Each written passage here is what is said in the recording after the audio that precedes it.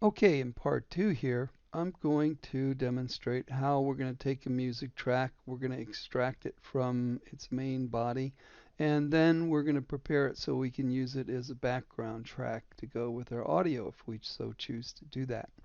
So I'm going to start with the track. I'm going to go to File, I'm going to go to Open, and I'm going to choose a track here that I actually composed the music and performed pretty much all of it. And it's called PB Air, so it's a little appropriate for the situation. The very first thing you have to do when you get a track into the editing platform, Audacity here, you need to do some research and find out what the settings are and everything. First, we see two tracks here instead of the one track that we're editing before. So what does that tell us? That tells us that this is a stereo, and if we cut out one of these stereo tracks, you can see how the waveforms are a little bit different. This one's bigger on the right-hand side, that one's skinnier on the top side. So that's because there's different instruments going through each of these two channels. So we want to now go up and change from mono recording to stereo recording channel. Now it's going to consider both of these tracks here. So that's a really good thing. The next thing we want to do, we want to go to Edit, Preferences.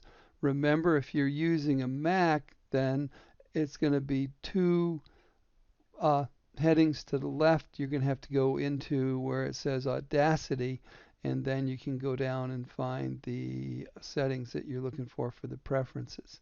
So I open up the preferences, and it finally opens up. And in the preferences, I can see what has been already set in the past. Now, there's a couple things that I want to look at here. Now it's 1600 hertz. Remember how I said in the part 1 tutorial that that's fine for voice, but for music there's a lot more overtones and things happening. So I would suggest either you do it at 2205 or 32,000. I'm going to try 22050 and see how it sounds. If it sounds flat, if it sounds dull, then I'll go back and open a new version and redo it. But I'll try this and see if that's going to get a good enough frequency. It's going on a web page. People are not going to be listening to it with super stereo systems. So 2250 will probably work out well. The sampling, still the 16-bit. Again, because it's going to be on the web and transmitted through there, the likelihood of people having, really quality players is a little bit low. So let's keep this default sample as 16. Again, if it kills the sound for you on yours, raise it up to the middle. But again, in our philosophy of the lower file size, the better. And we're really always, when we're working in the web and with graphics and video and music, we want to get the best quality, but we also want it to load pretty close to instantly. As we get into the generation of 5G, that's not as big of a concern, but still you have a data charge concern in many places. So the lower the data, the better in the things that we compare. So I've got 16-bit. I bumped it up to 20050. I'm going to click OK there. And we've got the stereo recording set. So we've done all the pre-things. I see one thing I don't like in the bottom left-hand corner. Look down here. It says project rate 44.10. I don't know why that's different, but I'm going to set that to 22050. And then that should be a good deal. And now we should be ready to get working. Okay, now I'm going to look at this.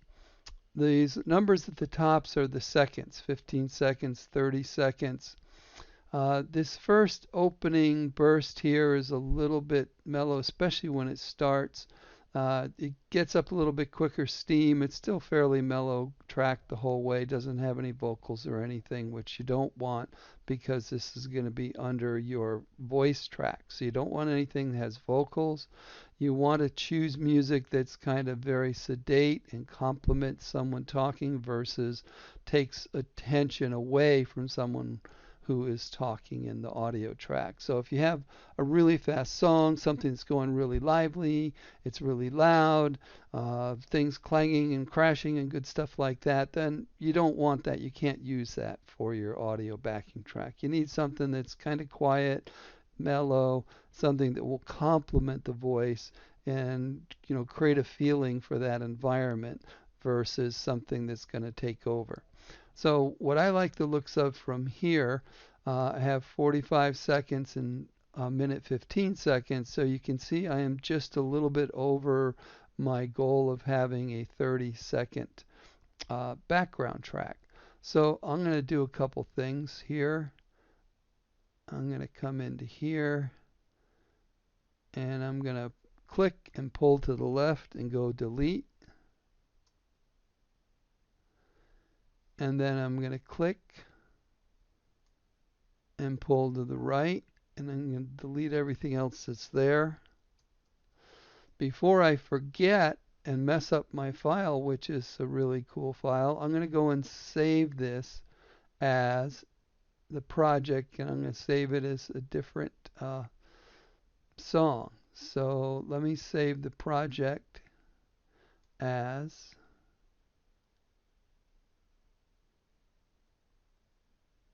okay, so this warning is just it's making an Audacity project and not an audio file.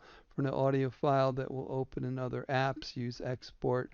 Right now I just want to have this as a Audacity project. So click OK. Audacity audio editing, session data. So I'm going to go down here and change the name just a little bit. Put PB Air.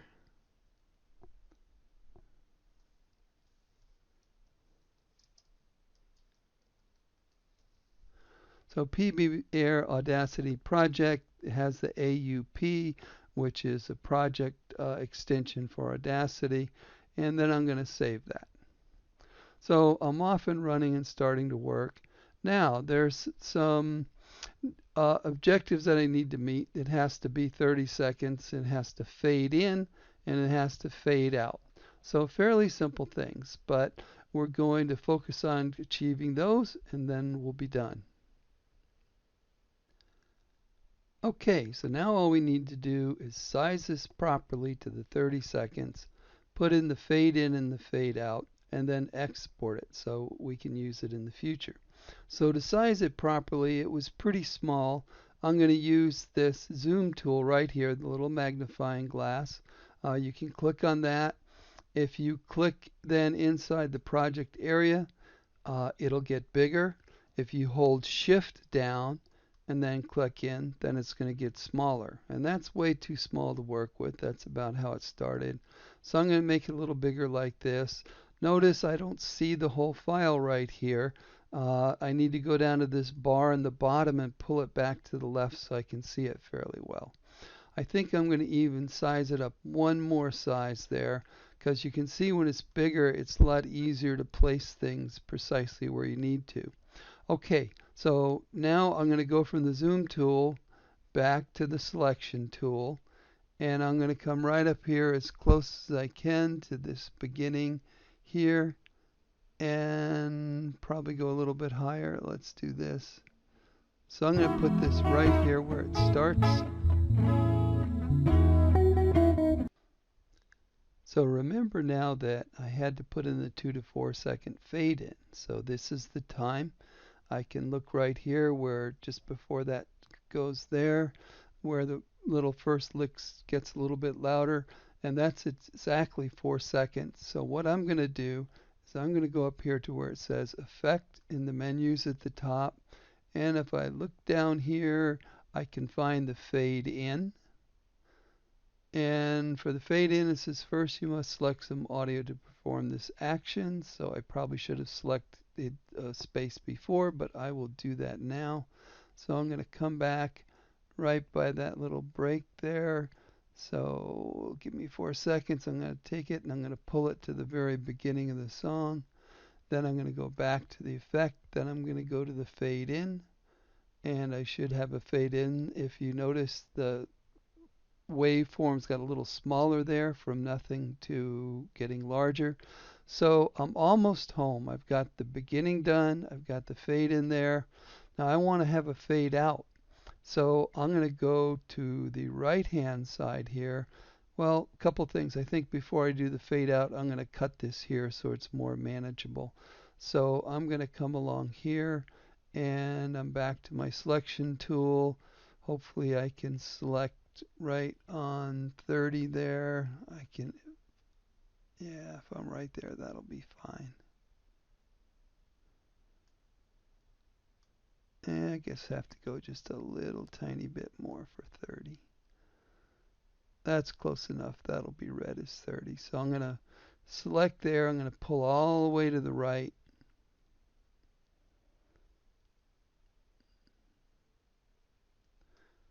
And I'm going to go ahead and delete everything that's on the right hand side of the 30. And now I've got the 30 seconds that I need, and I didn't have to worry about anything because I'm going to put a fade on here. Remember, 2 to 4 second fade. So that would start right there, and it would end there. And I can take this little loud area right here. You can see that. And I'm going to click and I'm going to drag to select the fade away.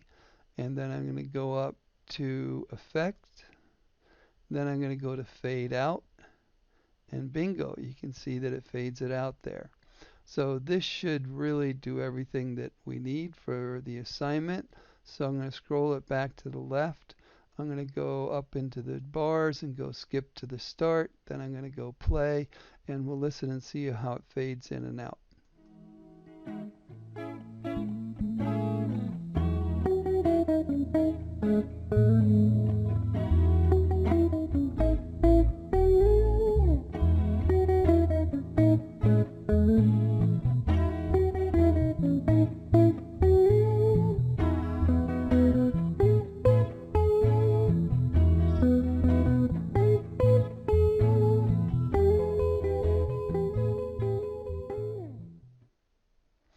Okay, so that did a really great deal. One last step we have to do, we have to go to File, Export as a MP3. And so it says Peer Audacity Project, and that'll be a good, it's got the different extension for MP3 file. I'm going to leave everything preset there. And so all I really have to do is go save.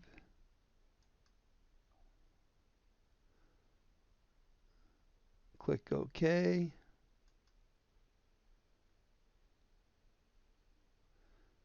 And if I go to my file folder, there's the PB Air Audacity Project MP3.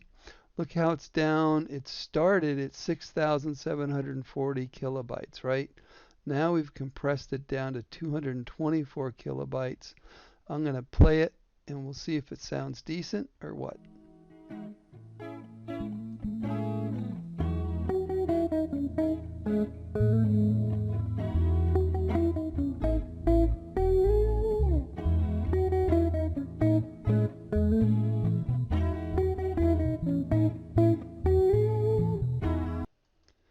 So it doesn't sound quite as nice as it was originally in the WAV format, but it's passable to put it into a website where it's only going to be used for 30 seconds. It's perfectly fine, and we're achieving our goal of having everything load virtually instantly into the website.